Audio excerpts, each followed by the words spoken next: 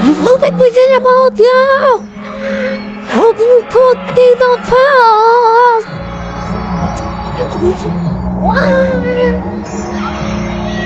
Grabe rin talaga ang impact ng seryeng Incognito sa madlang netizen at mga kababayan natin all over the world. Patunay dyan ang consistent high ratings nito at palaging trending sa social media ang bawat episode. Very successful din ang appearance ng cast ng Incognito na pinangungunahan ni Richard Gutierrez, Baron Geisler, Kyla Estrada, Marisa Cal, Anthony Jennings at Daniel Padilla. Sa Panangbenga, Kapamilya Caravan nitong Sabado sa Melvin's Jones Grandstand, Baguio City. Ang bongga dahil bukod sa marami na ang nahu sa panonood nito ay mukhang naging platform din ito para muling mapabango ang pangalan ng mga artistang bida rito na nadrag ang name sa kontrobersya. Tingin nga ng mga showbiz ay mukhang nakabawi na raw agad si Daniel, isa sa lead stars ng inaabangang action-packed series.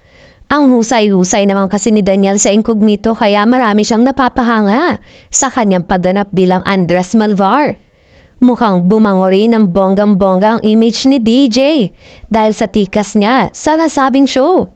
Iba talaga pag may talent ang isang artista, talagang totoo ang kasabihang you can never bring a good man down. Sa case ng anak ni Carla Estrada, hindi lang mga fans ang naaliw sa aktor.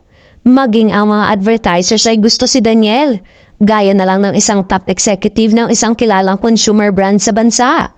Interesado daw silang kuning endorser ang aktor dahil palagi raw trending si DJ at ang Incognito.